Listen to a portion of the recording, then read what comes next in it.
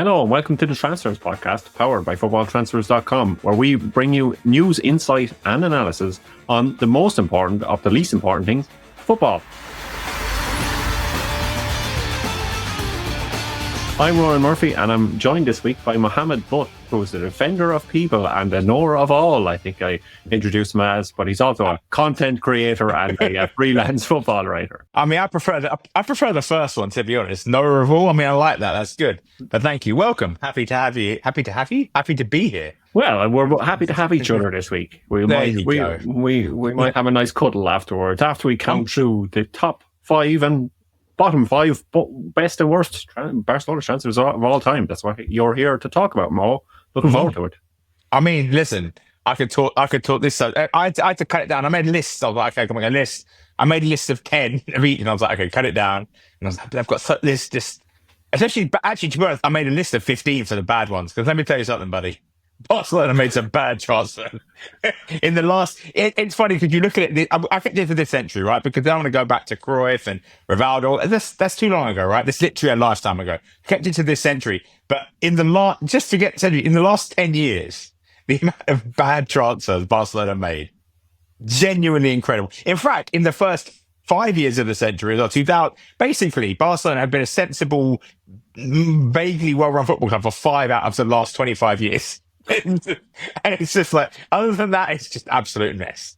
Yeah, but Barcelona fans, don't panic. We will have nice things to say about your club. Oh, listen, there's lots of nice. I mean, the thing is, if we were doing a podcast on youth academies, it'd be like, Barcelona's the greatest thing in the universe. But it's about transfers, so yeah, rough with the smooth. I think that's why people who maybe are thinking that Messi might be the number one best Barcelona transfer of all time might end up being disappointed. I mean, he's not, is he? I mean, technically they signed him, but he was 12. It was like a youth team signing. I mean, because if you do that, then no player is ever, like every player is a signing then, because everyone when they're 12 is changed. I mean, most players have changed club when they're 12, 15, 16. As long as you're under 15 or 16, I think if you spent like 2 years in the youth academy, I think you can count yourself as an academy product of that team.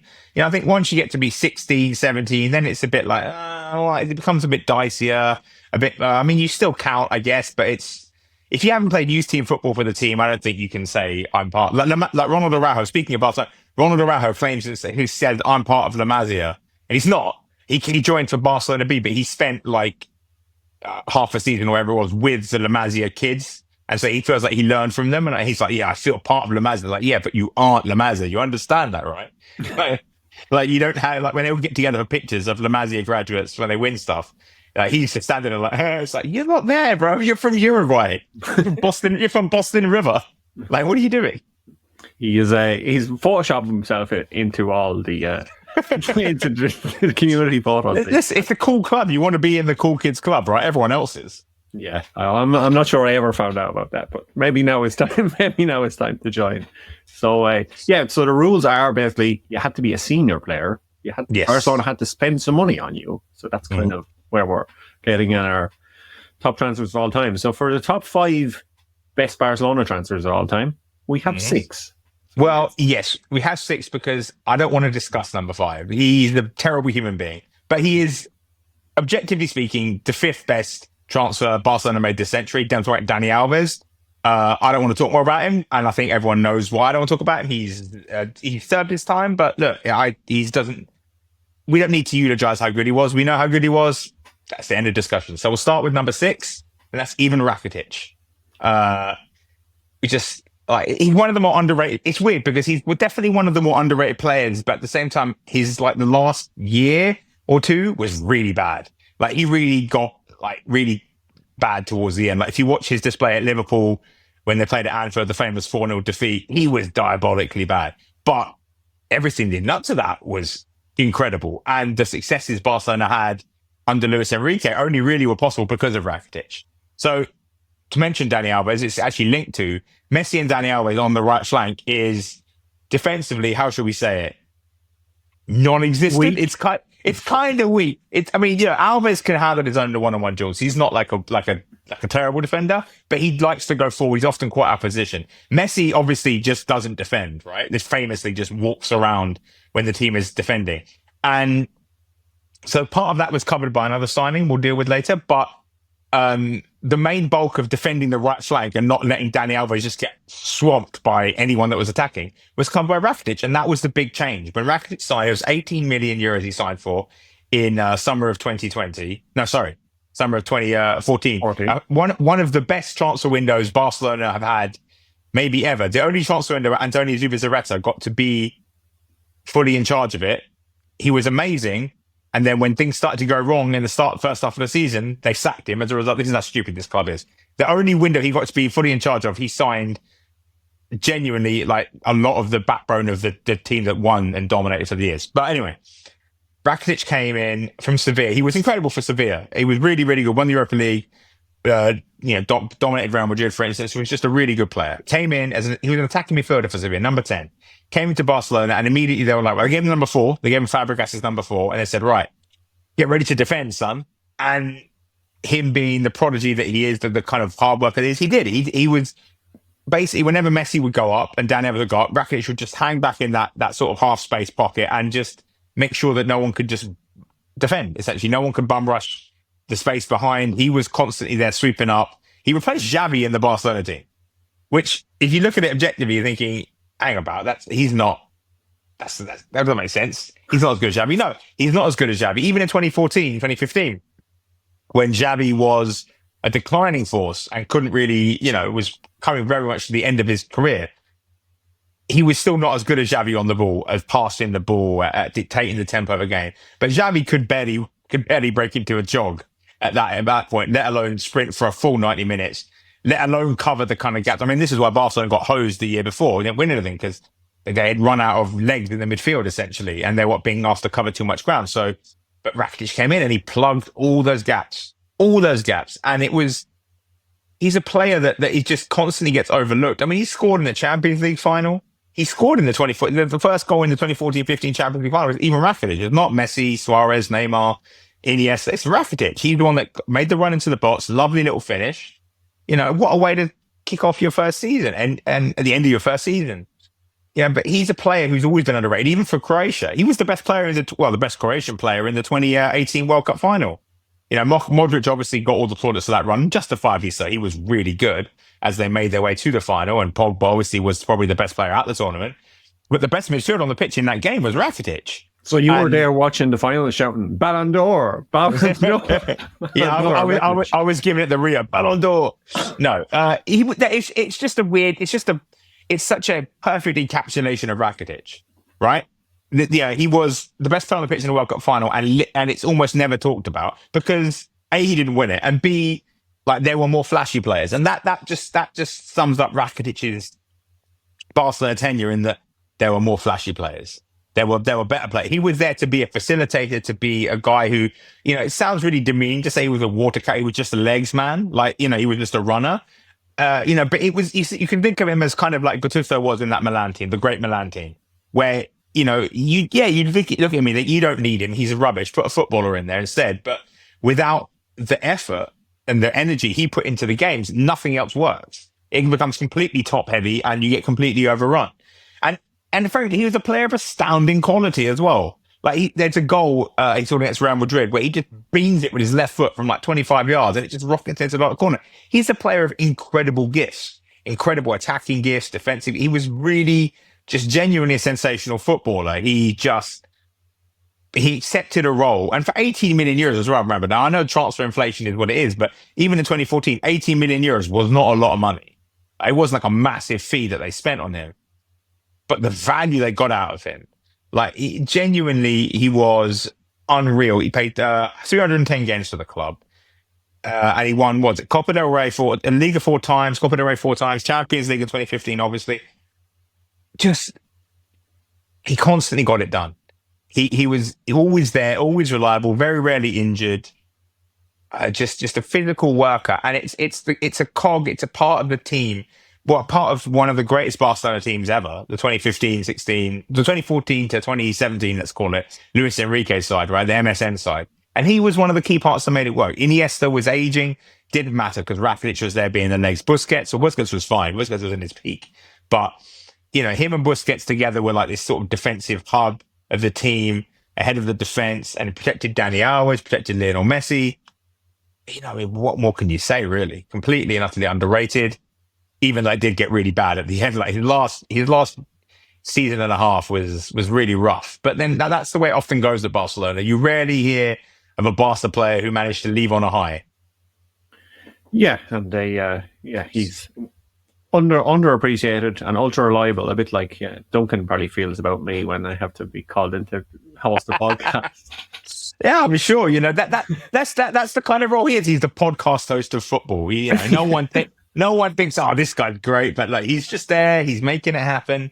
Nothing works without him. Yeah, that's it. And Mark, our producer, of course. Maybe podcast producer is the ultimate one, right? Like that's the ultimate analogy because no one even knows he's even there.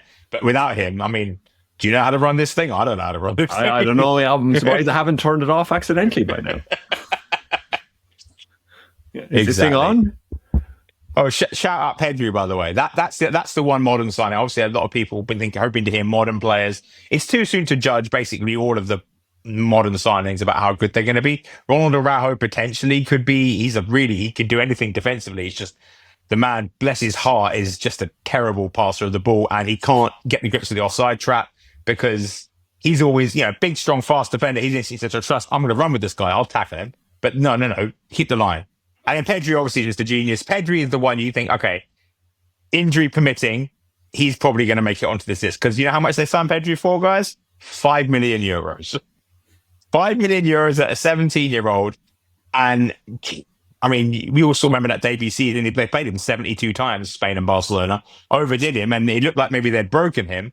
But Hansi Flick and his obsession with being in the gym and being fit, plus Barcelona reinvigorated and restaffed their doctors, their club physios. They got Julio Toussaint, who was a ex-Conte guy.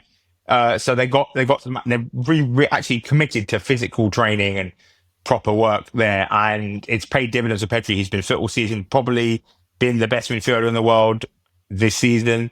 So injury permitting, he's probably going to end up on this list. But right now, you can't say he's on this list. But he's definitely heading for the list. So watch out, Rakitic and Dani Alves for sure. He's coming for your spot.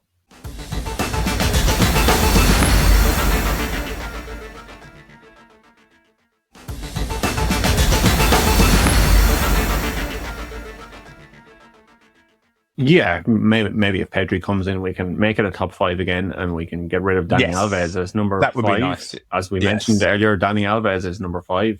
Brilliant footballer, terrible human being. So we'll move on. Number 4 is Luis Suarez. Luis Suarez also. I mean, let's be honest here.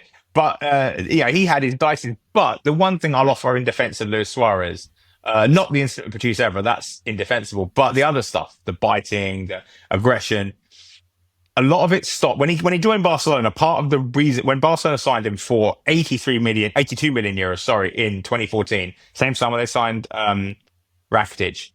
Part of the thing was obviously he was suspended by Liverpool for biting. Suspended because he bit Chiellini at the World Cup.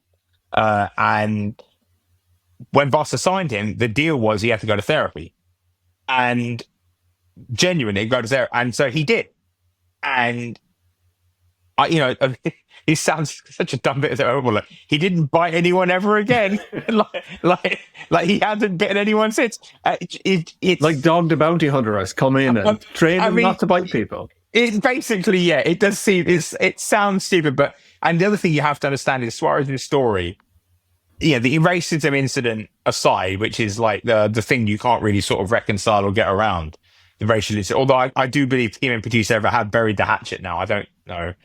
They shook hands, I think, once. So I think they've buried the hatchet. But regardless, besides that incident, which I do believe was inflamed by Kenny Dalglish and Damien Comolli at Liverpool, who should have just told him to apologise there and then, did not, and made him he got his back and got defensive mode. Uruguay went full on, how dare you attack our great man? And then it just all blew out of proportion. If they'd just told him to apologise then, he would have apologised and it would have been all over. But anyway, let's not get into that. He grew up very poor in the same village as in Edison Cavani, by the way, if you can believe that. They're born like a month or two apart in the same flipping village in Uruguay. Incredible. And he wanted to play football, and he fell in love with his wife Sophie, right? And when they were like teenagers, childhood sweethearts, and she was from a well-to-do family. He's very poor, and they moved to Barcelona. And so the whole reason he's a footballer is because he wanted to, A, he was good at it, but B, he wanted to get to Europe and be with her. And the only way he was going to do that was by being good at football and making it as a footballer that he could get to Europe and spend time with this girl that he fell in love with as like a teenager. This is like crazy fairy tale story stuff. And he did it. And they went to Groningen and they were together, but his dream was always, because she moved to Barcelona. So his dream was always, I want to live in Barcelona with this girl that I love. And I don't think it's a coincidence that all the nonsense that had dogged him his entire career, all the fights, all the arguments, the biting, all the issues stopped when he got to live in Barcelona with, it's a childhood arrested development kind of thing, right? He wanted to do it since he was a teenager. He got to live his dream. Once he was living his dream and going to therapy, very crucially, all the problems more or less stopped. It was just then the incessant diving. But leaving aside the negative stuff, which, by the way, is why he's down here instead of further up the list. Oh, my days, what a footballer. Oh, my absolute days, what a footballer. 198 goals in 283 games for Barcelona. Four Champions Leagues, four La Ligas, 4 Copa del Reys, won the Champions League 2014-15. Absolutely unreal. And we're talking about what made MSN work, what made that Barcelona team work. Rakitic's defensive work, also Suarez's defensive work. Usually, to make these great kind of forwards like Messi and Neymar really thrive, you need a striker who's willing to sacrifice themselves, right? Because strikers usually are like, I'm the main man, give me the ball, I'm the main focus of attention. But with the likes of Messi and Neymar, that can't be the case, right? And so to make a trio like that functional, you need a striker that sacrifices themselves. So Benzema at Real Madrid is a great example. Man United had Carlos Tevez do the same, and Wayne Rooney do the same sort of role for Cristiano Ronaldo at Man. Everyone seems to do it for Cristiano Ronaldo. I don't know what's going on there. I wonder what Ronaldo has about him. I mean, yeah, exactly. But that you need that kind of striker, right? Even Mbappe, you look at the way he plays. He's played his best football with Giroud or with Cavani up front, with someone at the leading in the line as a 9, right? A sacrificial kind of line. The thing with Suarez and with Cavani as well is usually strikers like that, like Giroud, they score, but they don't score loads of goals. They score tap-ins, they clean up, but they aren't the main focus of goals. They aren't world-class goal scorers. They're facilitators who can score goals as well. Cavani and Suarez are also world-class goal scorers. Like it's preposterous, the combination of energy, athleticism, and actual world-class talent that they possess. It's nuts. It shouldn't actually be fair, right? It shouldn't be legal to be able to press and work and run that hard and also still be brilliant at the end of it. It should not be legal. It's like an illegal skill set. But his Suarez is phenomenal. Like, you watched him. His peak, his era, like, started in Liverpool, like, let's say 2013, and ran all the way through to, let's say, 2018. Where he, with that run, and it's only a 5-year run, but you consider the effort he put into it, it's absolutely monstrous. This guy could do everything. Liverpool fans will all remember how good he was for Liverpool. And he took it to another level, went to Barcelona, even better. Like, playing in a better team with better players, he was just... him and Messi dovetailed magnificently, formed an incredible friendship to the point now where they've reunited in Miami. Suarez is the only he's non-La Masia, but he's in there with the La Masia boys, Busquets and Alba, and Messi having their little reunion. He's part of that because he's made such a bond with Messi, such a friendship with Messi, and they work so well together. Because Suarez is such a giving striker, such a selfless player. He will pass off. He will look for the pass, look for his teammate. But then he also has this unbridled ferocity and drive to score goals. Remember 2015-16 when Barca wore the hooped kits, which were awful, but then Suarez was the top scorer in Europe. Suarez was not Ronaldo, not Messi. Suarez got 59 goals in 53 games in all competitions in that season. He should have been the Ballon d'Or. Like, that was when George Mendes and Ronaldo's PR team had turned the Ballon d'Or into who has the best numbers, right? And that season, Luis Suarez had the best numbers by far. No one else. Messi became more of a player. He had a couple of injuries that year and he became more of a playmaker. Neymar hadn't yet fully hit the heights of his numbers level, right? He was probably at playing his best football ever, but looking back at his career, that 2-year stretch, probably Neymar's best football, which is kind of sad to think about it. But he hadn't hit the numbers. Ronaldo obviously had an amazing year, so did Messi, but Suarez was better than both of them. Suarez, in terms of putting up numbers, obviously he wasn't better than them, but But the shit, 59 and 53 for a striker like him that put in the amount of effort and work rate he put in, it's just abnormal, man. And again, 82 million is a big fee to pay off to justify, especially given that he couldn't play for the first 3. He was banned until I think middle of October. He couldn't even play. He had to organize closed door friendlies for him. And when he did come into the team, he played right wing because Messi was still stuck in that false nine mode, and he looked kind of rubbish. You're thinking, I don't know, who is this? What have they signed here? Is he really going to be any good? And then Barcelona having a crisis at the start of that season. And then in the middle of the season, they had a big meeting. Xavi organised it. He mediated a meeting between Luis Enrique and Messi. Oh, wow. A meeting. Did they have to wear their suits and ties for this? I don't know about suits and ties. Maybe more like Luis Enrique rocking the Stone Island. You know how he likes that. But yeah, so they had to have this meeting because it was just sort of threatening to come apart at the seams, right? And then the compromise they reached was, okay, Suarez, you're going to play number 9. Messi's gone to right wing, and that's when Rakitic, number 6 signing of all time, came into the fold. Okay, bro, you're going to have to defend because these dudes ain't going to do it. And that's when that's the compromise that came, and they went supernova. Like MSN, the big coming out game for MSN was against Atletico Madrid in the Copa del Rey, I think it was, and they won 3-1. All 3 of them scored, and it was just like, they looked incredible. Suddenly everything clicked, right? Suarez in the middle was punishing teams in the middle, Messi, and then they just exploded. Obviously, Suarez had that incredible game against PSG where he scored those 2 outrageous goals, admittedly against David Luiz, but still, just sensational goals. Although Marquinhos was there, to be fair. Marquinhos was also among the players. It was mostly David Luiz that he humiliated, which, I love David Luiz, but that is kind of playing on easy mode.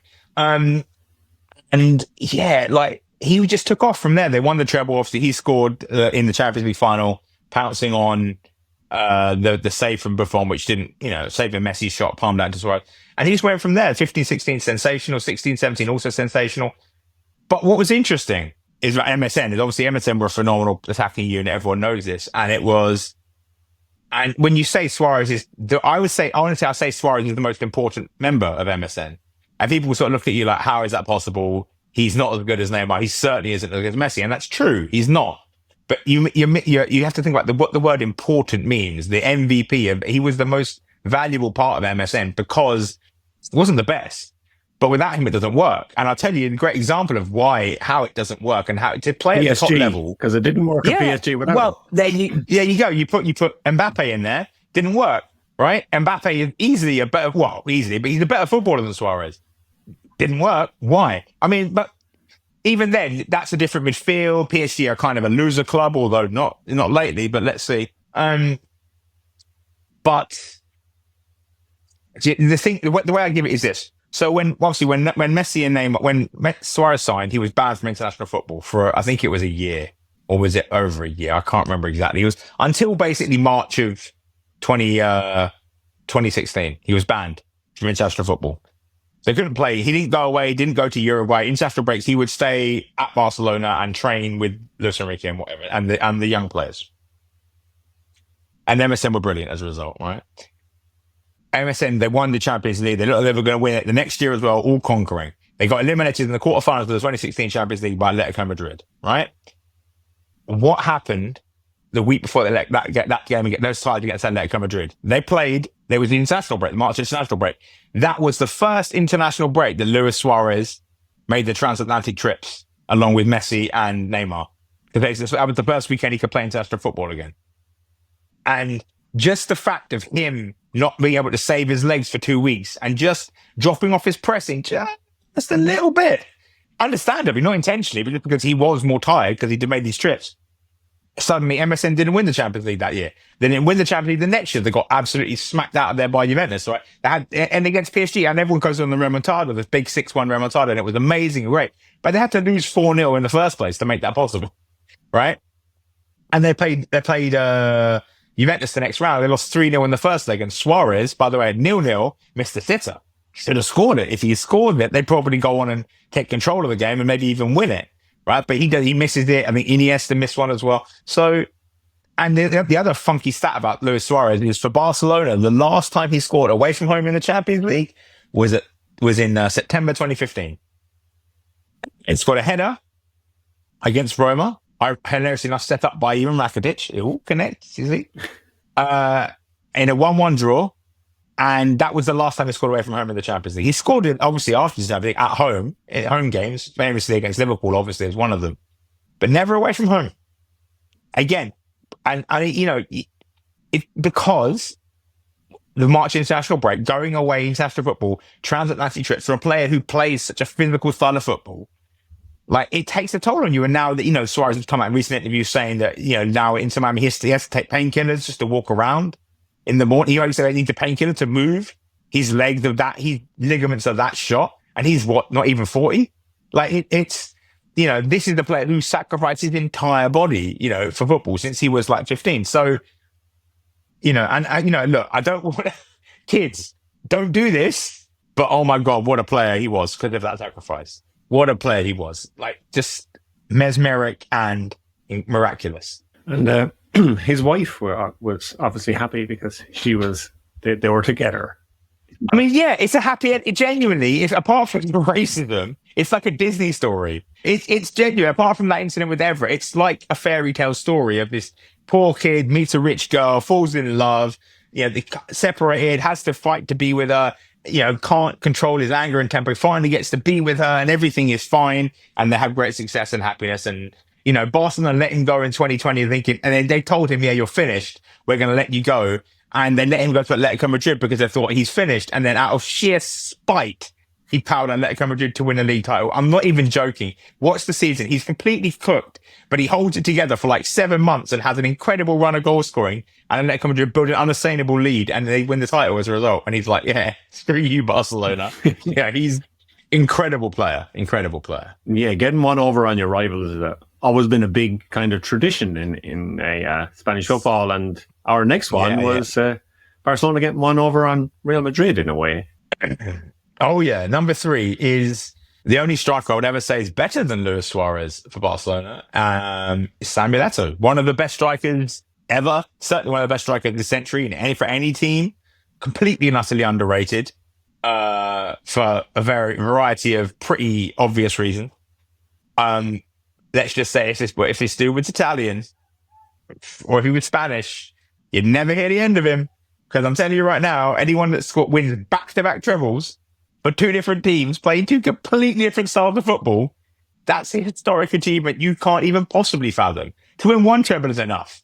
To do it twice in the successive years for 2 teams playing visits football. He won on the treble for Barcelona 2009, won the treble for Inter in 2010, getting one over on your rivals. I mean, he got one over on Barcelona, they eliminated them from the Champions League, playing basically a defensive wing role. And he was great at it. Like, anyway, Samuel Eto'o, they signed him in 2004 from Mallorca, although technically he was also owned by Real Madrid. And Real Madrid were like, oh yeah, we don't need him. We've got all these fancy players. You can have him. They negotiated a little bit, tried to haggle a little bit, but ultimately they were like, we don't need him. We've got Ronaldo. What do we need Eto'o for? And Eto'o was better than Ronaldo. He's been better this century than Ronaldo. Which sounds like blasphemous to say if you ever watched R9, because he was amazing, but this century, leaving out his Barcelona days and his Inter days, early Inter days, yeah, Eto'o's easily, comfortably better than Ronaldo this century. Comfortably. 24 million he cost them, which was not a small amount of money in 2004, but not a massive amount of money either. And 130 goals in 199 league games. 130 goals in 199 games. And bear in mind, I need you to understand this. Luis Suarez played his entire Barca career with Lionel Messi, right? Samuel Eto'o had 1 year with peak Messi. The other years are with injury-prone prodigy Messi. That's incredible. Like, to be that deadly of a striker and not have, he's so good. You're talking about strikers. Like, imagine if Sergio Aguero was stronger and faster. And that's what Samuel Eto'o was. And also meaner. Eto'o was a nasty, when he wanted to, he was nasty. And that made him so difficult to deal with. He could run in and out of the gaps. He could hold the ball up a little bit, but he could run in and out of the gaps. He hit the spaces well. You couldn't deal with this guy. Where is he? I can't see him. Oh God, there he is. He scored a goal. Technique out of this world. You never look at him and think, oh, he's a player. This guy has, in his goal catalogue, has some spectacular finishes that rival Suarez's. His dribbling ability was severely underrated. When one of Frank Rijkaard, he signed for Frank Rijkaard's Barcelona. Frank Rijkaard's death. Like Frank Rijkaard started him up front, Ronaldinho left wing, and Messi or Juli right wing. But when things were going rough for Barcelona, Frank Rijkaard went to what I call his death lineup, which is and I guess the Golden State Warriors death lineup. He would move Ronaldinho to number 10, bring on a number 9, like whoever that was, Maxi Lopez, whoever, and put Eto'o as the left winger.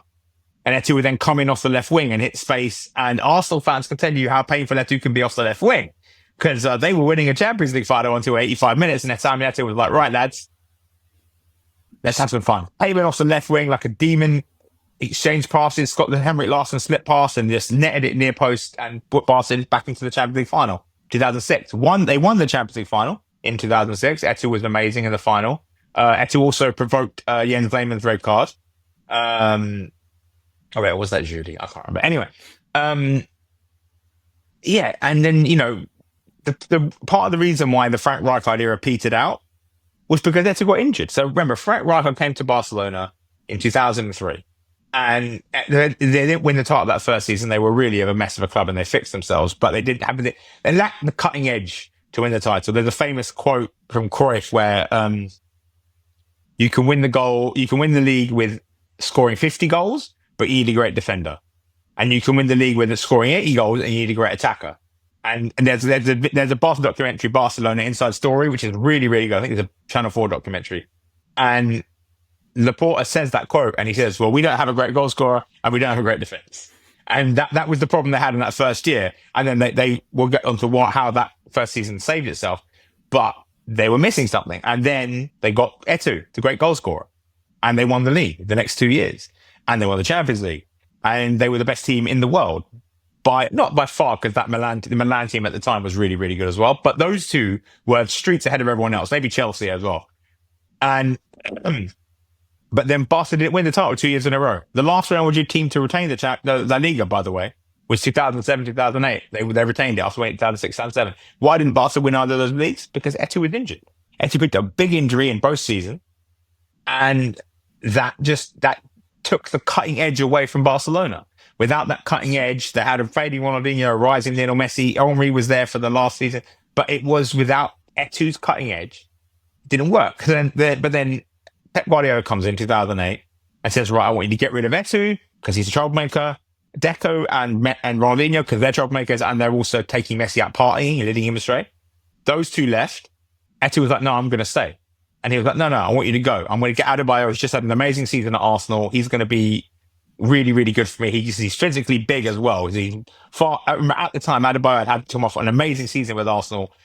Really, really good. Physically, technically, tactically amazing, right? And then obviously he didn't get his big move, Adebayo, and he spiraled down and crashed out and had his issues. Eto'o was like, no, I'm not leaving. You're not selling me. And again, Xavi again, with Puyol this time, went to Guardiola, was like, listen, Pep, buddy, trust me. This guy, stick with him. He'll be good for us. So basically, if you want to win a treble with Barcelona, have Xavi have a crisis meeting with the manager.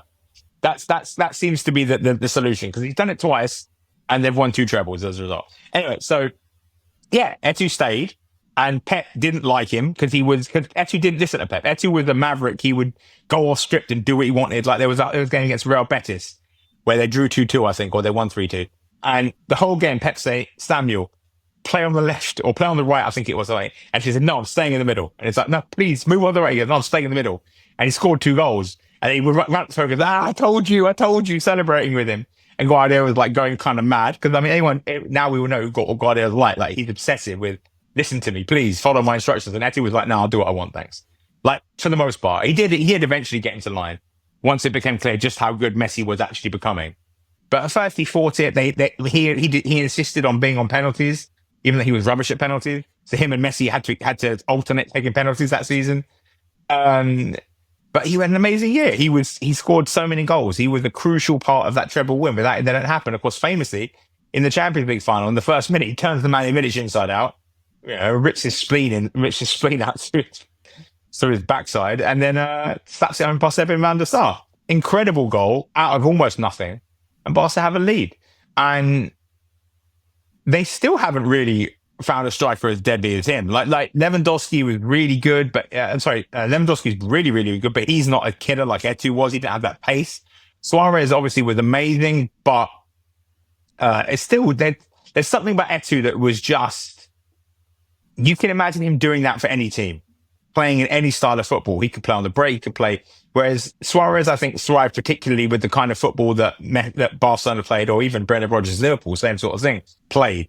Whereas Eto'o, like I say, you could put Eto'o in the current Barca team, he would just flipping clean up. He would just devour it. 4-time African Player of the Year. 2 of those while he was at Barcelona. 24 million euros. They signed him from Real Madrid. Real Madrid spiraled out after they sold him. They never really recovered. They didn't get a striker to worthy of replacing Samuel Eto'o until, Benzema eventually got there, but it took him like 5-6 years. They didn't really. They still haven't had a number 9. Now they've got one, but took them what? So what's that? 15 years, 20 years to get someone to find a striker better than Samuel Eto'o. It took them 20 years to get Kylian Mbappe, right? I know they had Cristiano Ronaldo in that time who scored loads of goals, but as a number 9, it took him 20 years. He's so good, and Barcelona did such a number on Real Madrid to get him. Eto'o, remember also, by the way, won the Copa del Rey with Mallorca. I don't think you understand how big that is. Mallorca are a tiny club. Eto'o, genuinely sensational. Cheeky Bergstein, hats off to you, mate. He's current sporting director of Man City. Obviously, he was the one that signed Eto'o, so good job. Yeah, so you said obviously that you need a good striker to win trophies, but you need a good defender. So finally we come on to a really good defender. Oh, listen. And this is where it feels like kind of a cheat, because this guy's technically from La Masia, right? Gerard Piqué I'm talking about here. And this is everyone. This is the conversation you're not ready to have. Gerard Piqué is not only the best defender in Barcelona history. Sorry, Carlos Puyol. He's the best defender in La Liga history. Sorry, Sergio Ramos. And listen, I'll just say this about Champions League. Arne Slot, when they asked Arne Slot to put together his greatest ever Champions League team, put Gerard Piqué in there next to Virgil van Dijk. So I'm just saying, we all have come to appreciate that Slot knows ball. Well, listen, Piqué, they let Piqué go. Piqué's grandfather was part of the previous regime, the Núñez regime at Barcelona, and as a result, when Laporta took control in 2003, they won their elections.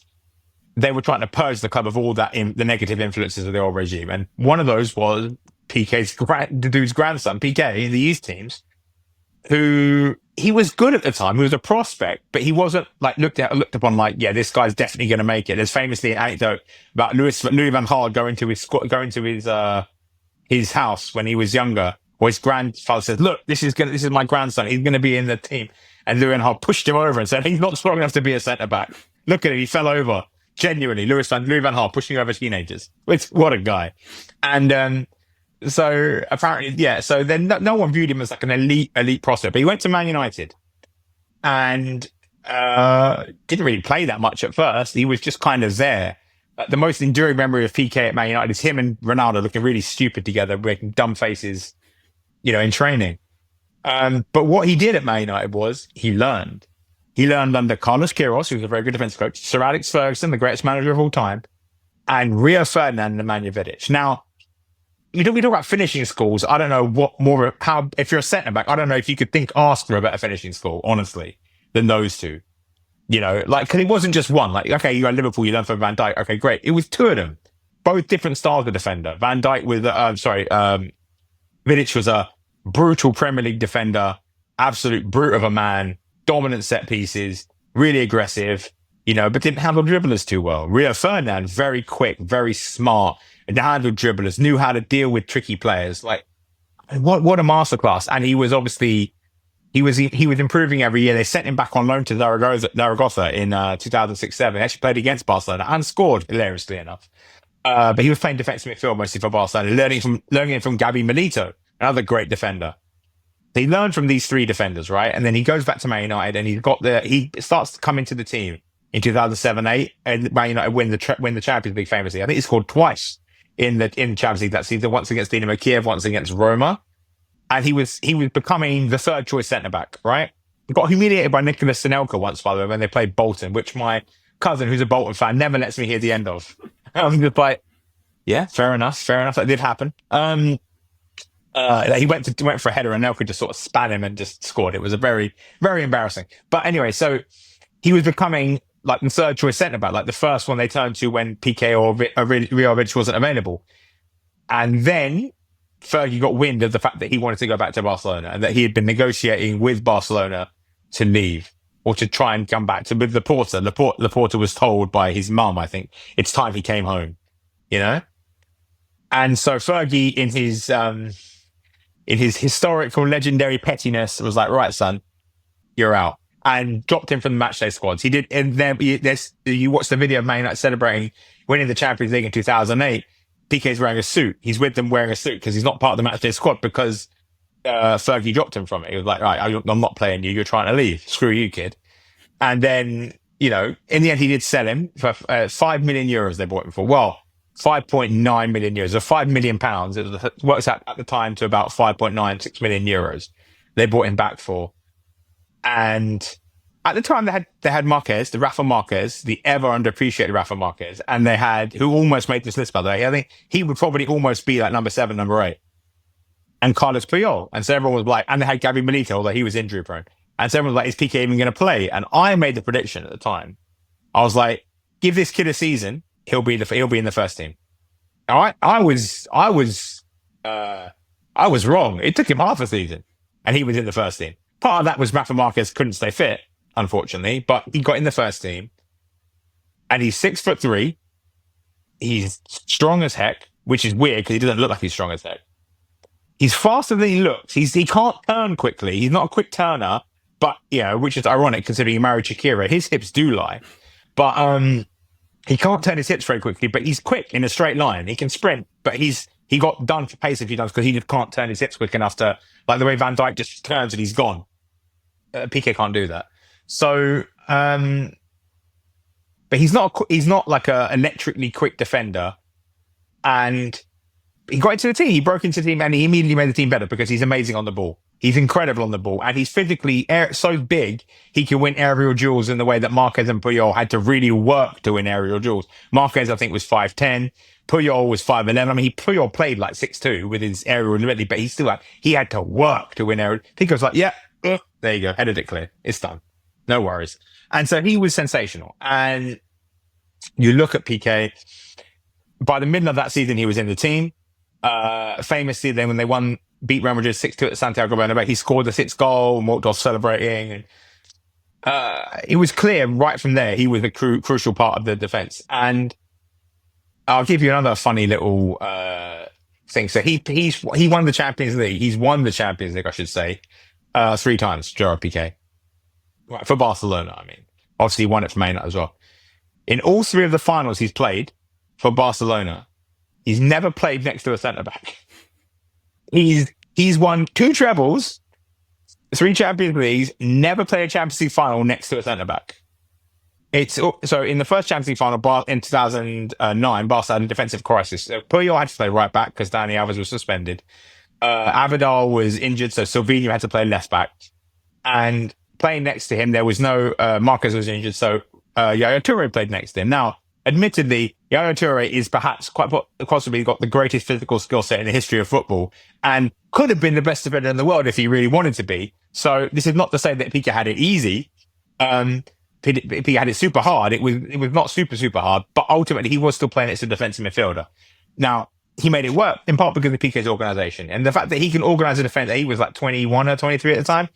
The fact that he was 21, 22, 23 and he organised the whole defence to the point where, after that initial bit where United should have scored like 3 times in a few minutes, they didn't. And by the way, Piqué made an amazing goal line clearance from Park Ji-sung to stop him from scoring minutes into that game. Sorry, not Park Ji-sung. Who was it that he blocked? He blocked someone in the early minutes of that game anyway that was going to score a goal. Your memory is far better than mine. I don't even remember matches that were on last weekend. Yeah, I can't remember who it was. He blocked Park at Wembley 2 years later. But anyway. So he was just immense. And then the following season, that was it. He was the starting centre back. He was number 1 on the call sheet. Him and Pep fell out a lot because he wasn't professional. He's famous. He said, if I wasn't playing for Barcelona, I would have quit football years ago. He doesn't look after himself as well as he should do. He's got so many other interests, tech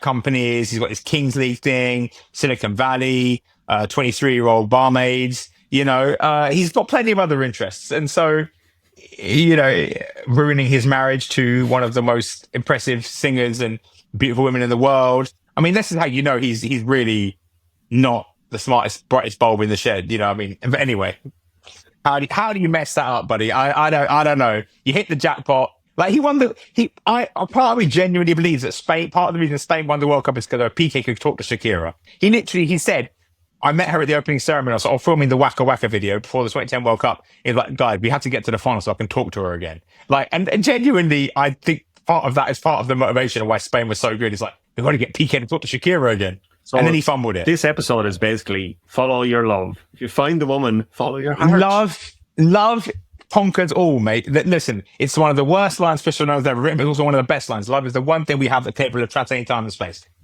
Listen, he's not wrong. Christopher Nolan, not wrong. He's not a very emotional man in general, but that's a great line. It's very true. Love conquers everything, buddy.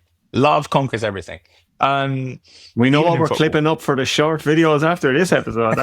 There we go. Valentine's Week special. There we go. That's what we're talking about. Valentine's Day. Let's go. And he just became an integral part of that team. Such a good defender, pivoting. And, people underrate Piqué because obviously there were times when he did get embarrassed, right? Get stripped for pace by someone. There's that famous shot of him putting back Mbappe when he's like 33 and Mbappe's young and running away from him.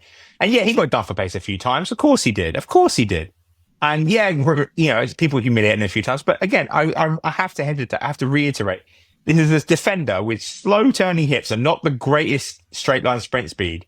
Basically a slow defender playing 40 to 50 yards from his own goal every game, playing next to defensive midfielders and Dani Alves. Like, I don't think people understand. This guy was playing defense on hard mode, the hardest mode, expert mode. There's modes in like Fallout where you have to eat literal food in the game or your character dies. It's like that. Like the level of risk he was entertaining with is absurd. Like Van Dijk plays that high for Liverpool, right? It's a good example. But Van Dijk is quick. He has recovery pace. If someone gets in there, he can get in and get him. If Piqué gets beat for pace, by and large, he's not catching that person back. He has to run the offside trap well. He has to deal with defenders well. He has to win. And remember, by the way, after Gerard left, he was playing strictly with guys under 6 foot in that back line. And once Eric Abidal left in 2012, Jordi Alba is 5'5", Mascherano is 5'7", and Dani Alves is 5'8", and Piqué is 6'3". He's the only guy over 5'10" in that back line, and he's the amount of responsibility on him to clear every header is just ridiculous. And he did it for years. He did it. The man won 9 league titles, which is why, sorry, Sergio Ramos, take a back seat. 9 league titles, 7 Copas del Rey, and he won the Champions League 3 times, of course, and he won 2 trebles in 2014, in 2009, and in 2015. And he was immense in that 2015 final against Juventus, against Paul Pogba, Morata, that Juventus team with Vidal in it, with Pirlo in it. He was immense. And the Neymar goal right at the end comes because he wins 2 headers that he has no right to win. And he dominates and heads the ball out, and then the ball breaks out to Neymar, and he scores the 3rd goal to put the seal on the victory. Yeah, he's a sensational footballer, completely and utterly underrated. And almost never, when he was out, Barcelona were in trouble. So they won the Champions League in 2009. 2010, they don't, but he literally scores an amazing goal where he spins around the goalkeeper and scores against Inter, playing up front. He was their best number 9 in that game and their best centre-back. So they go up. It's not his fault. 2011, they win the Champions League again, probably the best team of all time. He's playing next to Javier Mascherano. And again, Mascherano's amazing and we love him, but Mascherano is a defensive midfielder. He played 6-7 years, whatever it was, at Barcelona as a centre-back, and it never got exposed. Like, that's crazy. Do you want to understand how crazy that is? He's 5'7". Lisandro Martinez is playing centre-back for Man United. He gets exposed every single week by everybody. And this Mascherano, anyway, Piqué is nuts. He's genuinely nuts. He's so good. And 2012, they don't win the Champions League. Now, why don't they win the Champions League 2012? Because that was Messi at his best, 73 goals in the season. Pep at his tactically most advanced up to that point. Why don't they win the Champions League? Well, because Pep falls out with Piqué. because Piqué's not taking it seriously. You're not putting in the effort. You're not listening to me. Whatever. Sod you, kid. So he drops Piqué for the first leg against Chelsea in the semi-final. Plays Mascherano and Puyol. Watch Drogba's goal in that game, or you watch it. They follow. They both follow the ball like a couple of puppies. They follow the ball over to Ramirez. They follow, and then Ramirez takes it back to Drogba. They follow the ball back to Drogba, and by then it's too late, and Chelsea score a goal. And Barcelona lose 1-0. Obviously, the other story of that game is Cesc Fabregas, Alexis Sanchez missing 2 sitters each. Listen, very bad. And but yeah, so they lose that game, and then they go to the Camp Nou, and Piqué's back in the team because Pep's like, okay, I need to put my ego aside because we ain't going to win the game without this dude. And while Piqué's on the pitch, they don't concede a goal. They score once, I think. And then Victor Valdes, Tiger knees him in the face, trying to collect the high cross, comes out, and you watch it, and it's like, if you ever played Street Fighter, he's just like, that's Tiger knee, just boom, hits him right in the head, knocks him clean out. Piqué has to go off the pitch, and Barcelona concede 2 goals that they would not have conceded if Piqué was on the pitch, and Barcelona are out of the Champions League. All right? 2013 that was probably Piqué's worst year, but again, every Barcelona player, the fact that they were even able to go out on the pitch and play with their manager Villanova dying of cancer is it's incredible that they even played a single game that season. Honestly, I don't know how they did it. And 2014, they were going really good. They didn't look good. They weren't playing nice football, but they were winning. They were heading for a treble. Then Piqué did a kind of hip injury, and they got knocked out of 3 competitions in the space of a week. With Marc Bartra getting humiliated in the Copa del Rey final against Gareth Bale, I'm sure you all know which guy I'm talking about. Gerard Piqué was not on the pitch for that game because Bartra had to be because Piqué was injured. Yeah, 2015 won Champions League. Basically, he was never the reason Barca didn't win, right? Until, and this is what I said: no one gets a good ending at Barcelona. It doesn't happen. If you get one, you're very lucky. 2022, Barcelona in the group stage. They had Ronaldinho, they had Jules Koundé, but they both get injured. Piqué has to play with Eric Garcia, and they're playing Inter at the Camp Nou. And if they win, they're basically guaranteed to finish second, right? They're very likely to finish second, right? And Piqué makes 2 or 3 just incredible mistakes and gifts the game to Inter. The draw, 3-3. They draw 2-3 in the end. And Piqué retired, I'm not kidding you, 2 days after that game. He was like, I'm leaving. Because he'd never been the problem before. Things had been a problem. He hadn't been at his best, but he had never been the problem before. And he was the problem suddenly. So he was like, right, I'm out, guys. And he left. 2 days later, he retired. And he forgave all his salary, so Barca didn't have to pay him a lot. Now he's off doing his Kings League thing. But look, absolutely sensational footballer. They got so many years out of him. Like 14 years, I think, of Piqué playing in the team for 5 to 6 million euros. 14 years. They're probably the best centre-back in the history of the club, in the history of the league, in the history of Spanish national team as well, by the way. I mean, maybe you have to give Ramos the edge there just because he's got like about 1 million caps. But they didn't win anything until Piqué, and they stopped winning things once Piqué fell off and went out of the team. So, I don't know. But yeah, he should be number 1, frankly. If you're looking at objective like markers to why someone be number 1, he should be number 1, but he isn't number 1. That's what I was going to say. How is he not number 1? This is a story of a guy that was grown up through the club. He doesn't have to Photoshop himself into any pictures. Yeah. He was there. He learned things through the club. He came back. He became a legend at the club. He won everything multiple times. Yeah. Who is number 1? And you told us earlier it's not going to be Messi. So who is number 1? Well, let me just set the scene for you, right? Because maybe it's hard to understand, or maybe it's not. I don't know. But younger viewers, younger listeners, especially. Right, the term banter era gets thrown around a lot lately, right? And people have been laughing about Barcelona's banter era, from let's say 2019 through to 2023, and pulling levers, pulling levers, having to let the greatest player of all time leave, for free. It's pretty funny, pretty banterous, but Barca have still managed to vaguely be competitive in that time period, right? They won the Copa del Rey under Ronald Koeman. They won the league in 2019. They're back on top. They won the league under Xavi, so they've remained competitive, and it didn't last very long. And say what you want about the Levers, as embarrassing as they were, they've been well worked, didn't they? Jules Kounde's been amazing. Rafinha's been amazing. Lewandowski's been amazing. So anyway, from 2000 to 2004, Barcelona didn't win anything. Like, they had a 5-year trophy drought, complete trophy drought, to the point where the greatest memory Barcelona fans have of that period is this famous Rivaldo overhead kick goal, which I'm sure you've seen on YouTube. That was to qualify for the Champions League. That was to finish 4th. Like, the drama of that goal, this hat trick, amazing hat trick, and overhead kicking, you're thinking, oh, wow, what title did they win? They finished 4th. That was how low they'd sunk in that period. And football, and again, maybe now we're talking cycles, maybe now it's coming back to this. Football was dominated by a bunch of big lads. Did you have the biggest lads? Then you could win things. Did you have big, strong lads running a lot? Yes, you could win things. Jorge Valdano called it shit on a stick. Jorge Valdano called it, let's say, S on a stick. There you go. Now you can choose whichever one, depending on how you want swearing in it. Rafa Benitez and Jose Mourinho were the preeminent managers in the world at the time.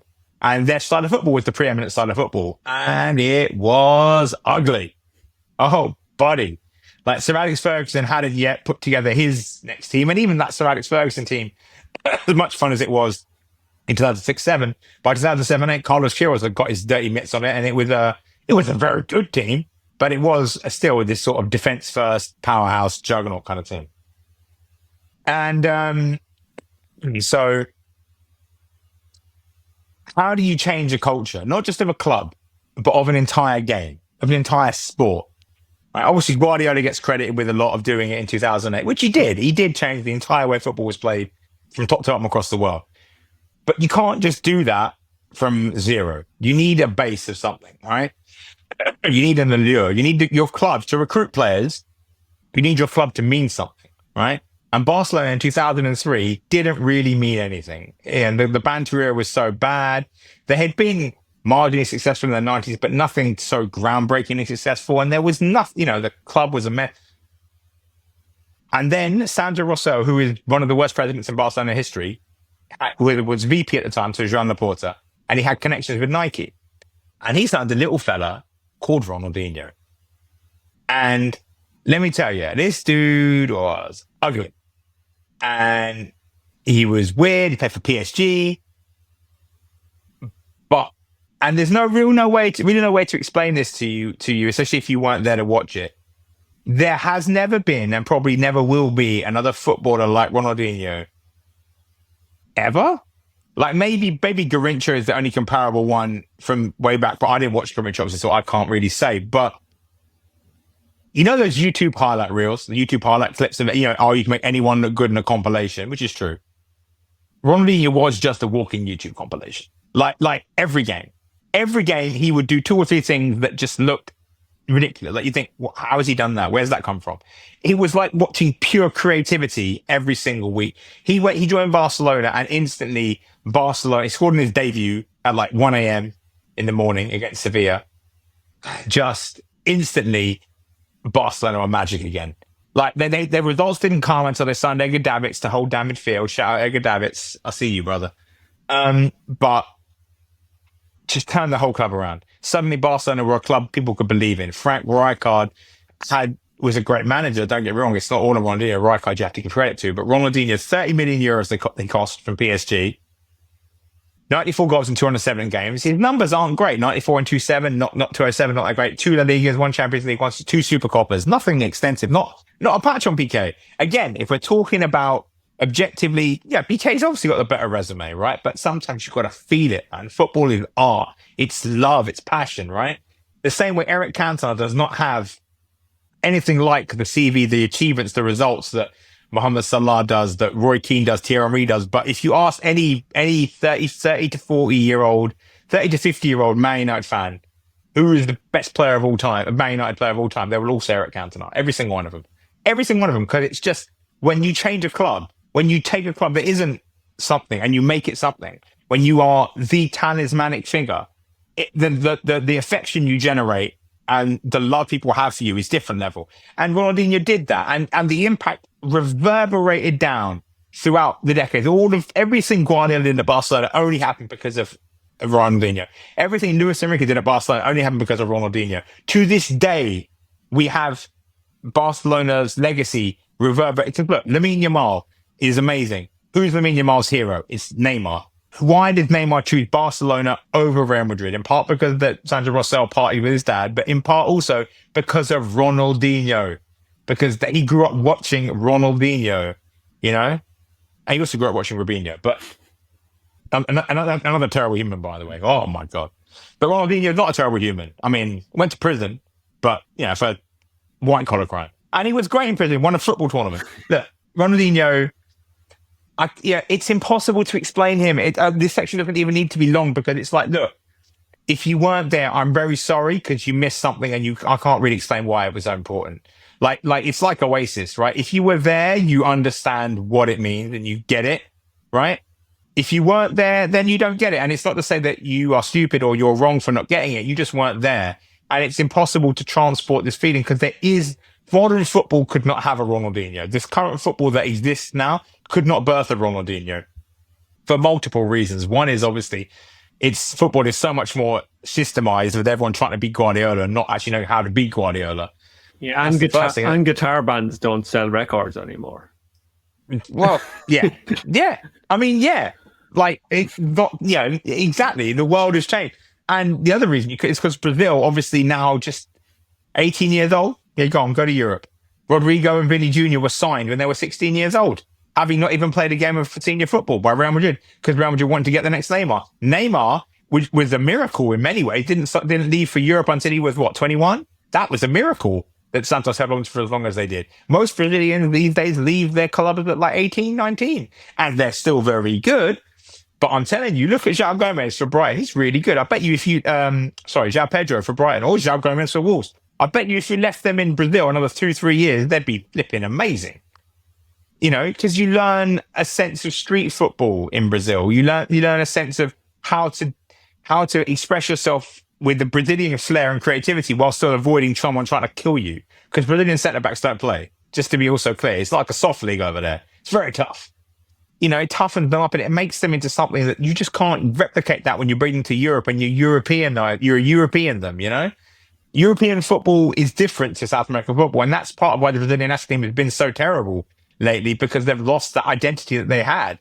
Like Argentina's always had a sort of European edge to it anyway, the way they play football, and they've always combined that with the street football from Argentina, from Buenos Aires, from Rosario. But Brazil has always been at its best, like proper Brazilian, like really hard-working, blue-collar Brazilian defensive midfielders and defenders, really hard, tough guys. And then just 2 or 3 mesmeric attacking talents that were really special.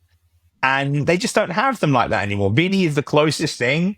And Vinny is really close in many ways. He has that dribbling magic. But even Vinny, he stays in the left. He has 1 or 2 moves that he does, and they're really good. Rodrigo is probably closer in terms of being improvisationally brilliant and just doing stuff that you think, oh, wow. And if they'd left Rodrigo in Brazil for 2-3 years, think how good he could have been.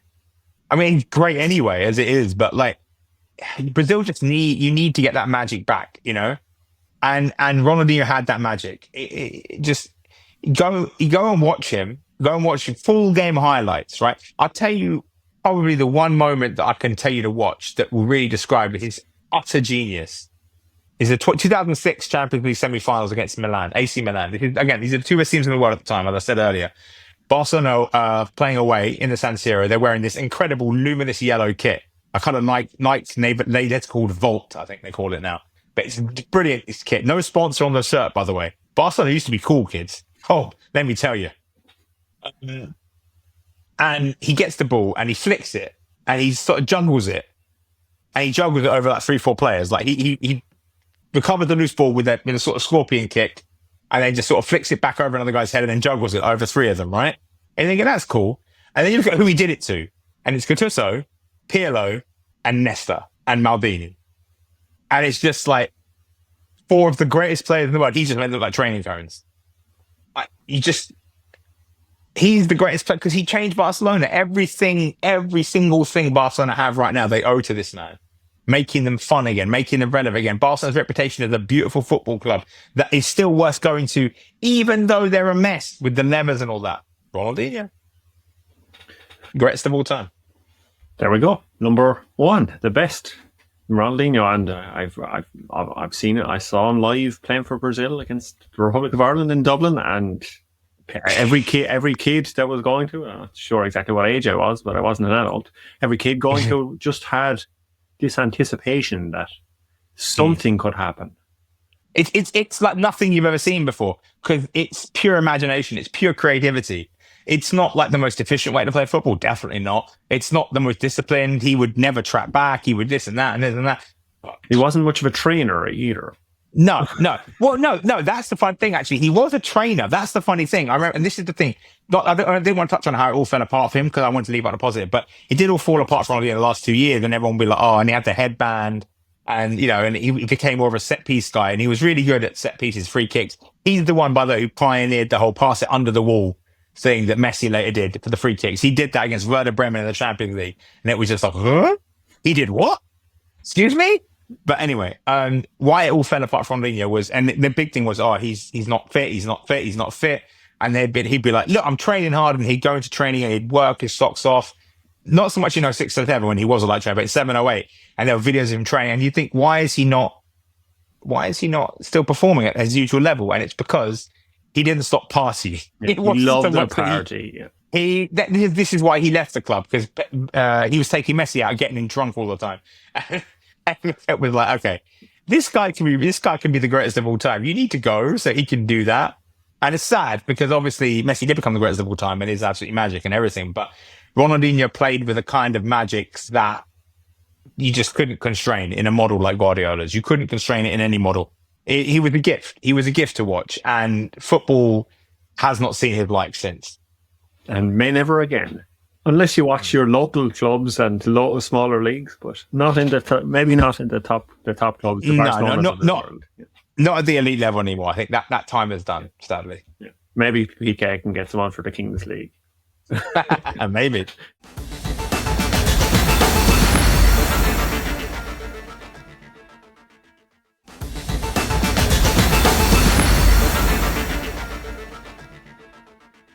So that's our top 5/6 best Barcelona transfers, and we move. First, we had the good news. Now we have the bad news, and the bad news sometimes is often more entertaining than the worst Barcelona. Oh, buddy, here we go. Listen, number 5, Junior Firpo. Remember Junior Firpo? Most you probably looking at me like, who the hell is Junior Firpo? Left back, Dominican Republic, Spanish national, played for Leeds, right? And we played for Leeds after Barcelona. They signed him for 18 million euros in 2019. Left in 2021. He played 41 games, scored twice, won the Copa del Rey, although he wasn't on the bench or in the matchday squad. And you're thinking, how is he the 5 worst signings of all time? Like, that doesn't make any gosh darn sense. Like, Cesc Fabregas was 40 million. They chased him for 2 years. When they finally signed him, they had no way to put him in the team. Had to change the whole team to incorporate him. They played terrible. He really disrupted the way that they were playing football. After that first season, when he was amazing in the 2000, and once Pep left, he was just a cancer in the locker room. They had to get rid of him. All this stuff, right? How is he not on here? He unintentionally, after Pep left, broke up the greatest team. Was the dissolution, was the key part that dissolved that. How is he not? Well, I'll tell you why. Because he played well, Cesc, right? Wasn't great, but he played well. And in that Guardiola season, he was great. All right, so Junior Firpo signed 2019, 18 million euros. How is he so terrible? Right, so 2019, Barcelona, Suarez is aging. Remember, Suarez is really, really physically declining. They don't have a succession for Luis Suarez. They've been trying guys, tried Paco Alcácer, that didn't work, right? Munir Haddadi didn't work. Sandro Ramirez didn't work. They don't have a succession plan. And anyway, so they need squad depth at left back behind Jordi Alba, right? Jordi Alba's getting on in years. He needs a rotation. They have a guy called Marc Cucurella on their books. He's on loan at Eibar, has a fantastic season at Eibar playing left wing. So he's a very aggressive physical player, Cucurella, and he was back then. Now, obviously, there were always concerns about how are you going to do an attack because Barcelona, Jordi Alba is primarily just their whole left flank is Jordi Alba. But he was playing left wing at Eibar and did very well. And so you look at him thinking, okay, maybe he's not the finished product, but I think he's 18, 19 at the time, young guy. he could come in and play left back. He's free. He's just returning from loan. No problem. But Ivar had a release clause, had a buy clause on him. So they've spent €2 million to buy him. But Barca had a buyback clause on him, €4 million. So Barca bought him back. And €4 million they bought him back. And you're thinking, stick. There you go. You're fine. You've got him now. He's your player. 2 weeks later, they led him to Getafe with a buyout clause of €6 million, which Getafe obviously played in March, right? And Getafe then made, I think, 30 million when they sold him to Chelsea, right? In his place, Barca signed Junior Firpo as the backup left back. And on the face of it, you could argue at the time, it was like, well, I can see what they're doing because Junior Firpo was really good at playing for Real Betis under Pepe Mel. Looked really, really promising as an attacking left back. So you see, he fits Jordi Alba, Cucurella, do more defensive, whatever. But I was saying at the time, I was like, look, you need a striker. Save the 18 million, sign a striker, keep Cucurella. What are you doing? Anyway, I don't know if you remember the autumn of 2019 in the Champions League, but a certain someone, big Norwegian fella, started scoring a lot of goals for Salzburg. Don't know if you know him, Erling Haaland. Yeah, some guy.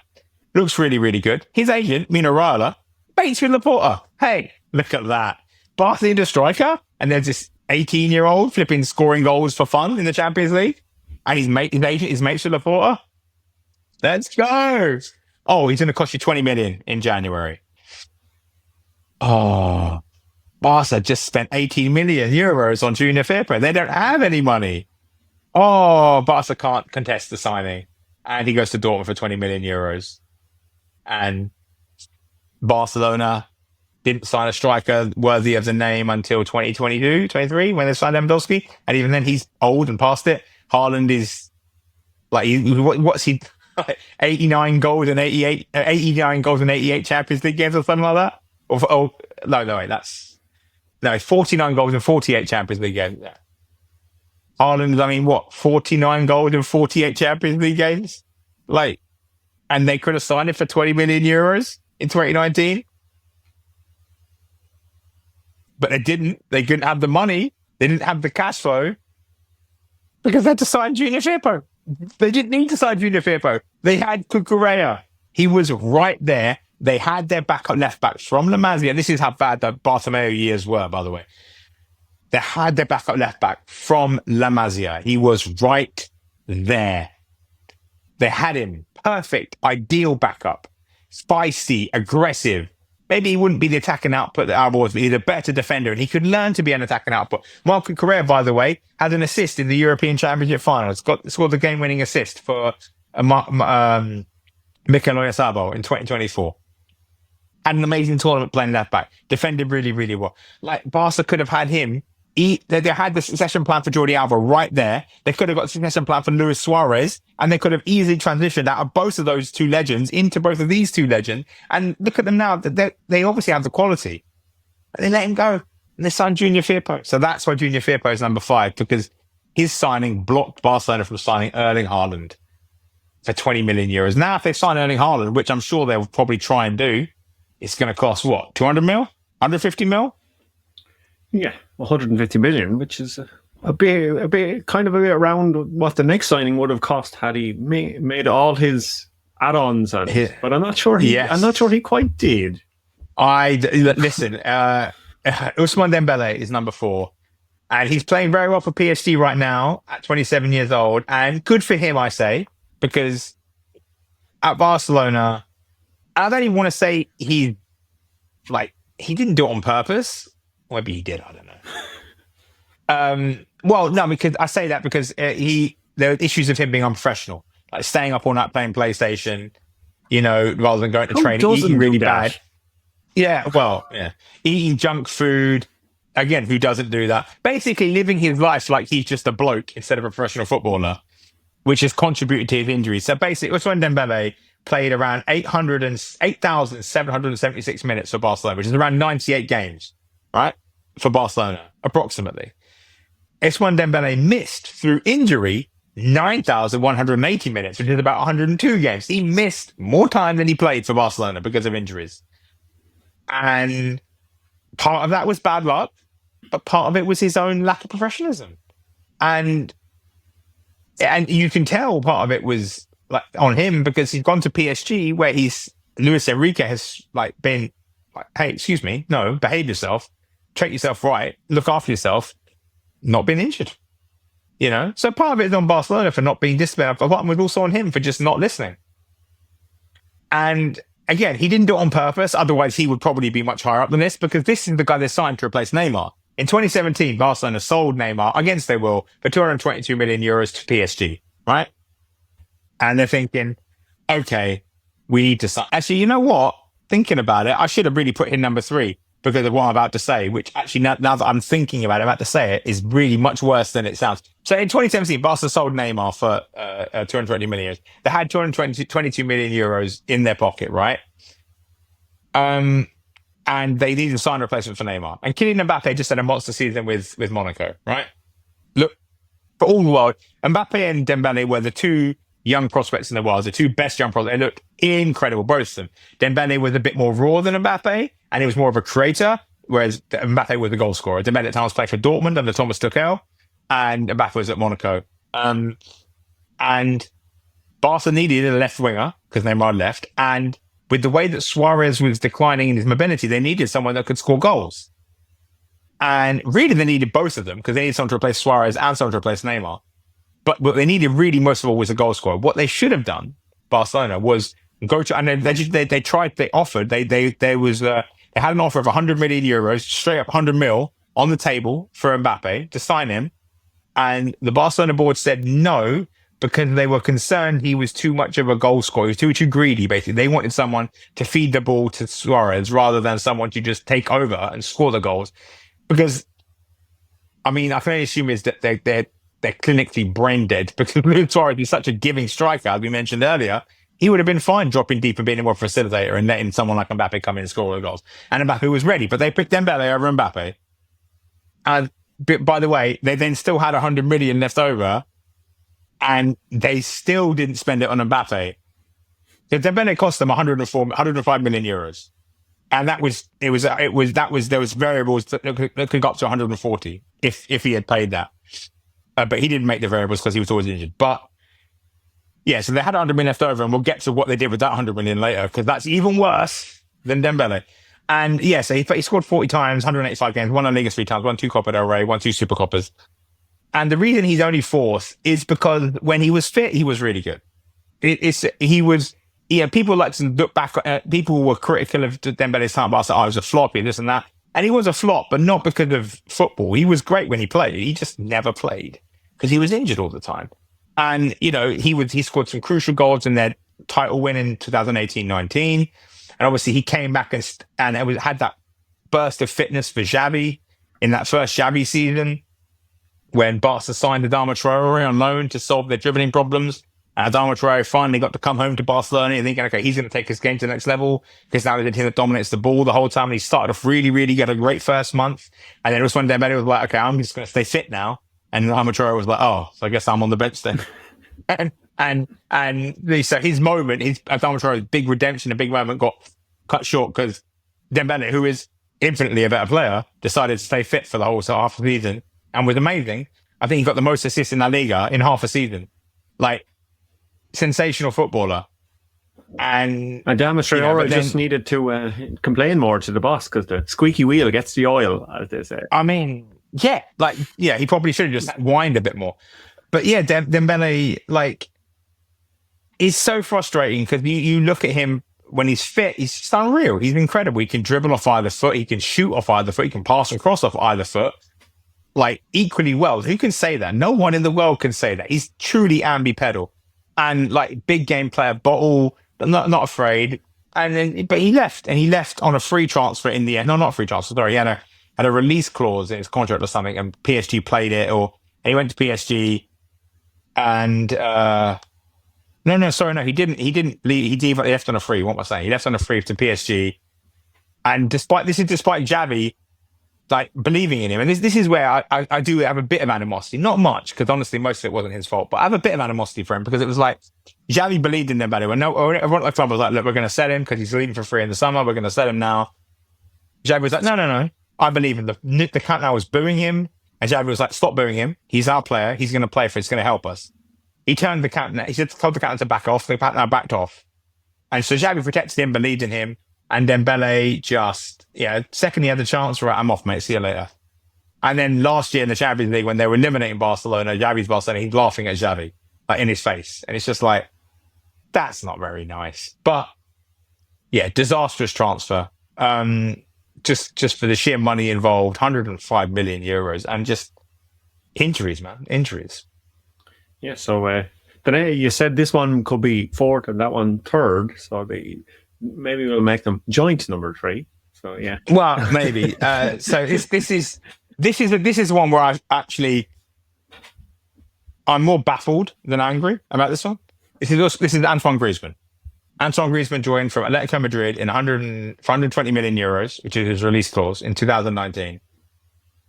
And he left in 2022 for, I think, nothing. And if that sounds ridiculous, it's because it is. So they wanted Griezmann the previous year in 2018, and he elected to stay with Atletico. He tried to do a whole LeBron James thing about like making my decision. And then Barca should have just said, okay, fine, screw you then, dude, and moved on. But they did. They went back in for him the next year. I don't know. And I say I don't know why, but it's obvious why. Because if you watched him before and after Barcelona, he's incredible.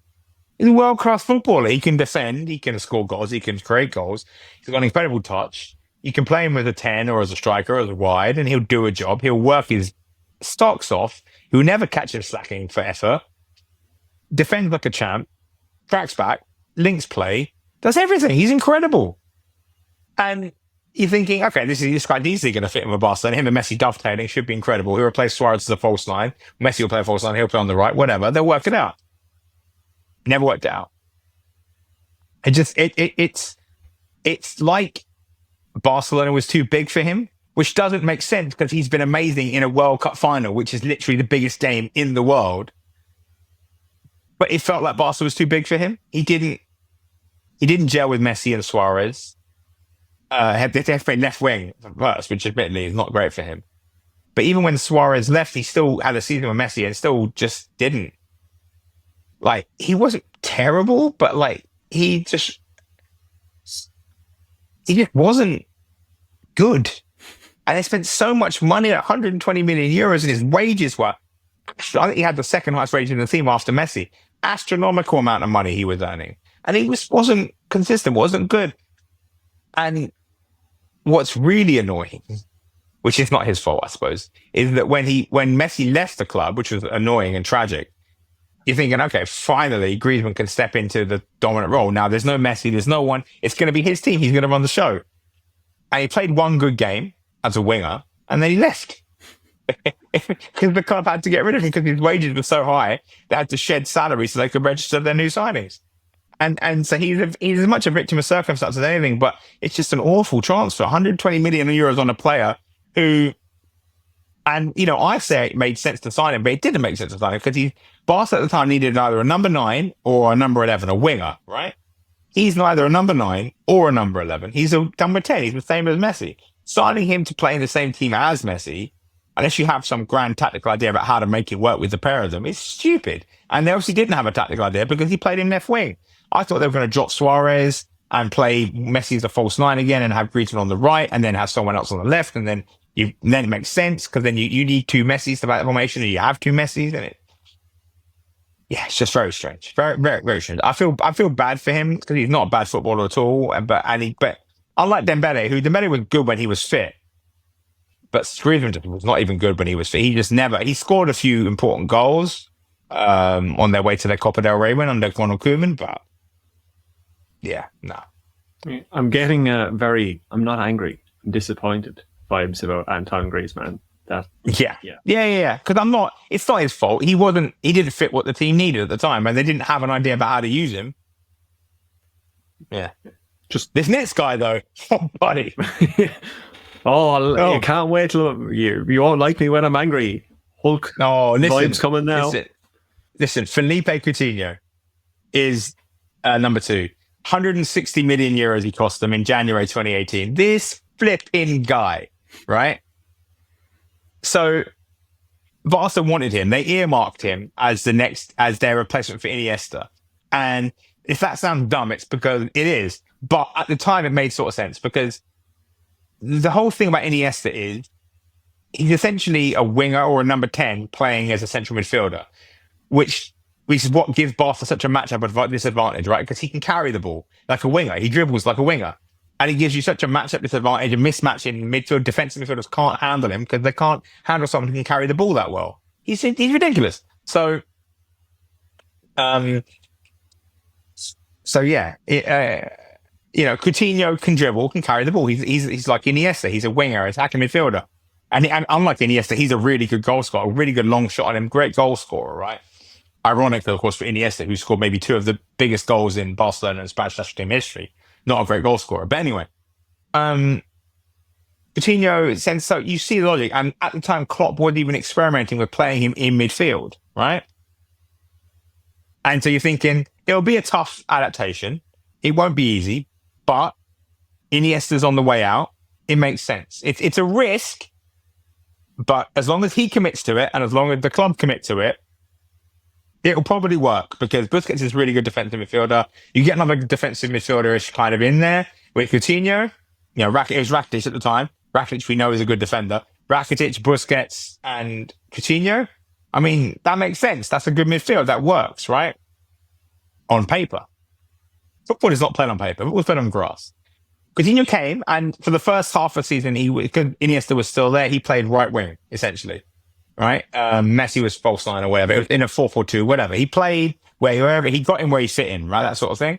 And he did okay. He was okay. He helped them win the Copa del Rey, which is one of the trophies he actually won at the club. And he helped them win that. And that's fine, right? Once Iniesta left, he had to play in midfield. This dude was so bad in midfield that Valverde gave up on it halfway through the season. Now, Valverde should not have given up on it. He should have stuck with it because I reckon if he'd stuck with it, maybe it would have worked. But he was so bad. He was like, bro, I'm just going to play Paulinho. Sorry. Like Paulinho, not Coutinho out of central midfield. And then what happened? Then you've got an on-ball player who doesn't have the outright pace to be an actual winger, right? To replace Neymar, to be an actual winger. And can't play central midfield because doesn't have the defensive sensibilities of Iniesta, which was the key component the Barca scout team forgot to look for. Iniesta's a really good defender. Same with Luka Modric is a great example of Real Madrid. He's an incredible footballer, but what people don't realize is that he's a really good defender. And so to replace him in midfield, if you aren't replacing him with someone who can defend, you're going to become a sieve in midfield. And what's Real Madrid's midfield right now? Even though they're all massive athletic guys, it's a sieve, right? And yeah, so Iniesta was a great defender. Coutinho could not defend. And buddy, couldn't defend at all, right? And I'm just thinking I get so angry, honestly. I'm so angry. Genuinely, I'm so mad. He was so bad. There's after that first half season, there's one game where Coutinho was like, right, I'm going to be a Barcelona level player. And it was against Levante. The one game that Barcelona lost in the league in 2017-18 because they rested Messi and they lost it. But he scored a hat-trick and he was very good. He was very, very good. Took the game by the scruff of the neck. But again, it's not coincidence. That was a game without Messi where Coutinho was essentially, he was playing midfield, but he was basically the number 10. He was allowed more freedom because there was no Messi.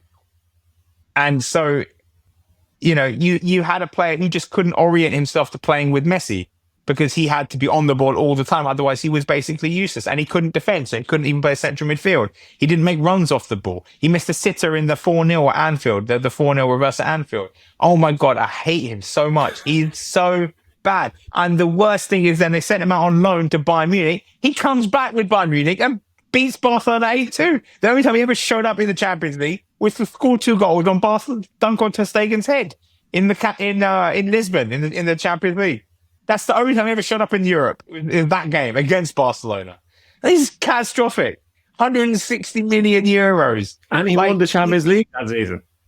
He won the Champions League with Bayern Munich. He won a treble with Bayern Munich. He didn't win anything with Barcelona. He was there when they won things. He didn't win things. He was not a key factor. He was also around. This guy, wages enormous. transfer fee enormous, and they spent so much money on him. He didn't fix the Iniesta thing, you know. Luckily they found Pedri and €5 million, and just it's so bad. And the thing is, his rep fell off so hard they couldn't even get rid of him. They had to, I think, sent him to Villa at one point. The only reason they got Villa taken was because Gerard was manager there, and Gerard loved him coming there to Liverpool. Not the brightest bulb in the shed, Steven Gerrard. So he took him. But yeah, just an awful. I don't even know where he is right now. I hope he's retired. I'm so angry with him. He's objectively, Coutinho is the worst signing of all time. Any club, anywhere. Because for the money they paid for him, 160 million euros, he delivered absolutely nothing. He actively harmed the club by going on loan to Bayern Munich. He scored against them and knocked them out of the Champions League. Like it was 5-1, I think, when he came on, or 4-1. And because of his drive to humiliate Barcelona, it became 8-2. 8-1. I mean, Suarez scored right at the end, but yeah. So like it would have been like 5-1, maybe 5-2, 5-3, much more respectable. He comes on, it's 8-2 because he's angry. Horrendous. Objectively, the worst signing in the same way that Coutinho should have been, Piqué should have been number one in the best. He should be number one in the worst, and he's not for a different reason, but a genuinely horrendous signing, top to bottom, worse than Eden Hazard at Real Madrid. Way worse. Worse than Griezmann, worse than Dembele, worse than any flop you can think of. 160 mil. Financed Liverpool's dominance. Mohamed Salah, Alisson, Virgil van Dijk, Fabinho, all from Coutinho's fee.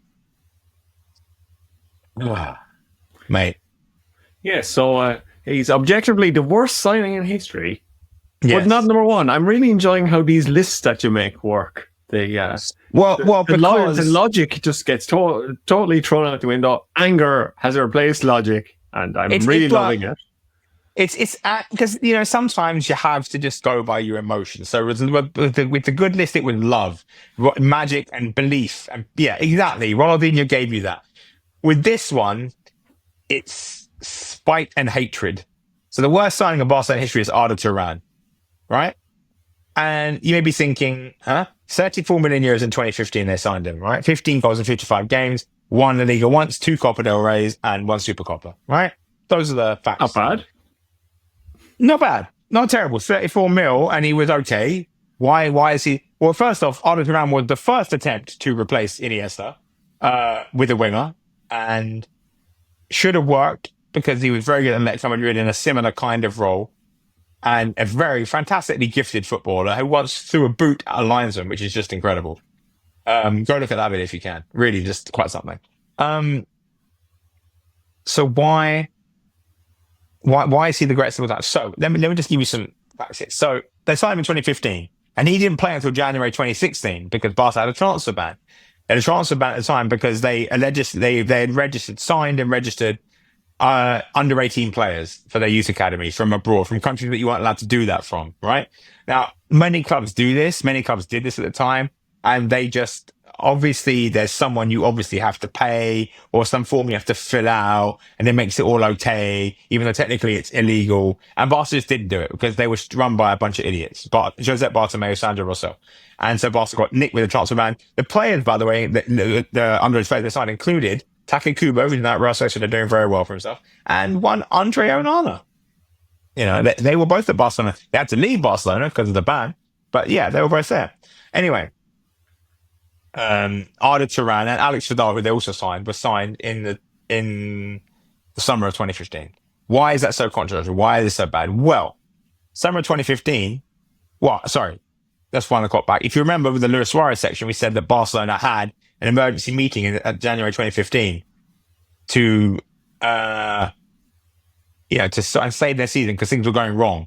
And I remember I said that Zobi Zareta, their sporting director, got kicked out. They blamed him, they sacked him in January 2015 because they made him, because things weren't working out. That team that he had assembled, which in retrospect is now one of the best transfer windows Barcelona ever had, was not being viewed favourably at the time. It didn't work immediately. Suarez was playing right wing, didn't look like it was gelling. So they sacked him. He was a scapegoat. And so in a panic, people like Bartomeu, who wasn't elected as president, he was Sandro Rosso's vice president. Sandro Rosso went to jail for embezzling funds from the Neymar deal, the Neymar signing. And so he got arrested. He literally went to jail. And so Bartomeu, self-reported by Barcelona's fans, by the Barcelona Sockies, they found him out and they got rid of him. Anyway, so he replaced with Bartomeu, who's vice president. Bartomeu, they were like, get rid of Bartomeu, you're being a fraud. So in a panic, he called for elections at the end of the season, right? Thinking, we'll sort it out at the end of the season. Everyone's happy. And in the meantime, they won the treble, right? Which, well, nothing to do with Bartomeu, to be very clear, but they won the treble. And so there's a bit of juice about Barcelona. But it's still not enough. People still don't like Bartomeu. They still want to get rid of him. There's Joan Laporta, I think, runs, although it doesn't really run with his full heart. A couple of other guys are running. Bartomeu is not the favourite, right? And as you know, in these, or maybe you don't know, in these presidential elections for these clubs, the presidents or the incoming presidents promise a signing. Usually, that's their thing. They come in and say, "I'm going to sign so and so." So Laporta, more hospitals and more schools for politicians. That's the football's version of that. Yeah, essentially. So when Laporta was running the first time, he promised David Beckham, which was a smokescreen to actually make Real Madrid sign David Beckham so that he could then sign Ronaldinho, and then leave him alone to sign Ronaldinho. Florentino Perez, the scourge of football everywhere, Real Madrid president, he won his first election in 2000 because he promised to sign Luis Figo from Barcelona, who was at the time one of the best players in the world. And he did. So, and then obviously, he won his second re-election in 2009 by promising to sign Cristiano Ronaldo, or not Cristiano Ronaldo, that was Ramon Calderon, promising to sign Kaká and Karim Benzema. And he did, and Xabi Alonso. And if you're wondering why that sounds quaint, because Real Madrid haven't had elections since, or they have, but he runs unopposed because he's basically a dictator, Florentino Perez, and does what he wants for Real Madrid. And Real Madrid's fans and socios and members are pretty much happy with that. They don't really challenge him because it's funny because they'd rather be a successful sporting club, whereas Barcelona's socios cling to this idea of Barcelona being a democratic institution, and they take it literally. Barca are more than a club. So they have to hold them to really high values. And what ends up happening is they end up sabotaging the club over and over again because they want to know the truth. And so when Barca do scummy things behind closed doors, they find out, the members find out. But anyway, so Barca have to run they've got elections in the summer. Bartomeu is not the favourite. And other people are promising signings. They're promising, we'll sign this guy, we'll sign that guy. And even though Bartomeu was technically incumbent president, you have to give up the presidency to run your election, right? So you can't sign players. Still, what Bartomeu did was he signed Arda Turan. Alex Vidal, whoever forgets that, but he signed Arda Turan. Even though he wasn't allowed to do that. He was not he didn't have that power at the time to sign players, to ratify the signing of players, to do that. He should have promised Arda Turan and then see if that could win in the elections. Instead, he signed Arda Turan because he used a loophole because he was technically sitting president at the time and just did it. And that way he could say, when they were saying, I'll sign this guy, he said, I have signed this guy. I've signed Arda Turan. Just won La Liga with Atletico Madrid, went to the Champions League final. If he was fit, they would have won the Champions League final. He's a brilliant footballer, world-class player. I just signed him.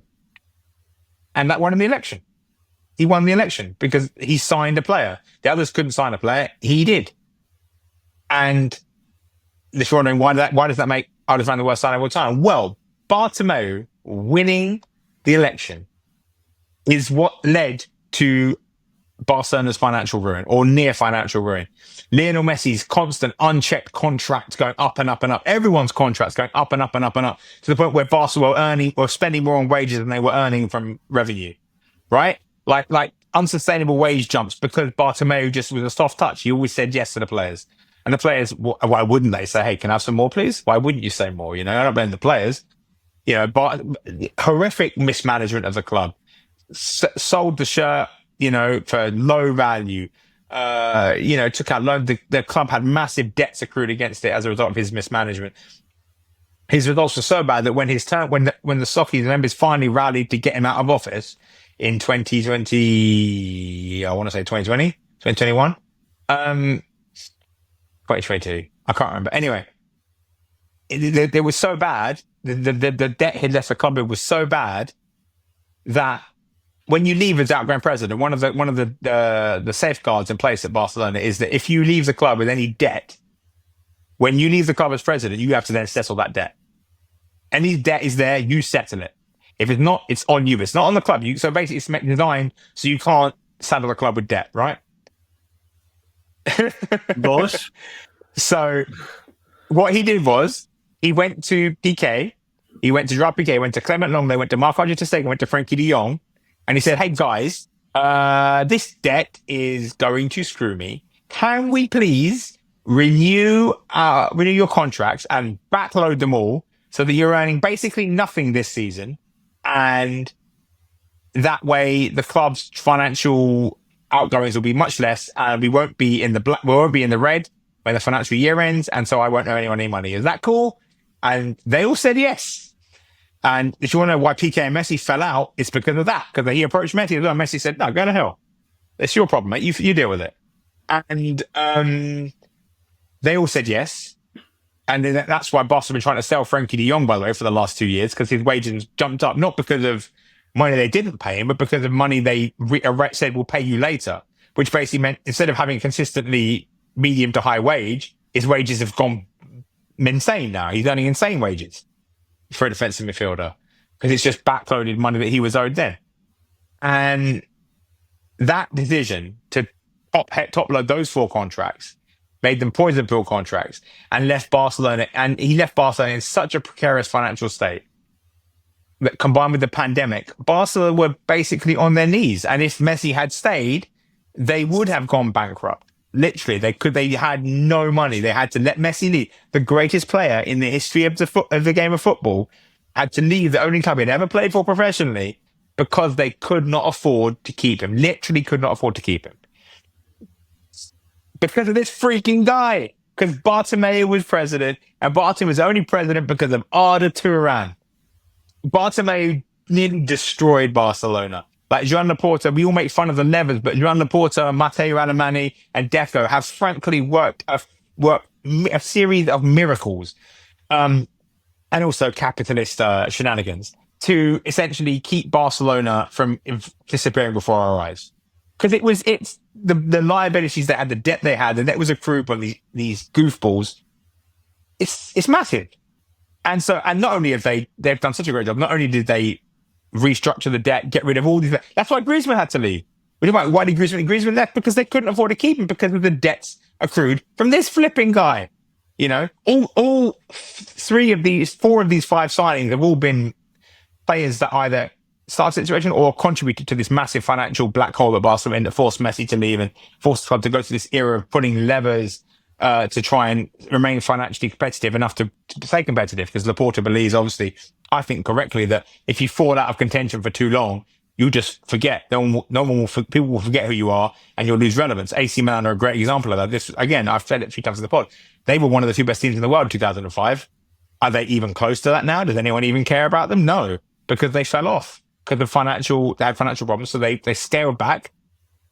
Look where they are now. They can't get anyone to care about them again. They've lost the moment, you know. But Laporta knows you can't lose the moment. You can't afford to. But yeah, they had to do all this financial stuff. Let all these players go. Piqué had to leave. Busquets had to leave. Alba had to leave. Shed salary. Frankie problems. Everyone's renewing contracts. They're loans, scrambling to register players at deadlines. You know, Dani Olmo's problems. All of this nonsense. All of it.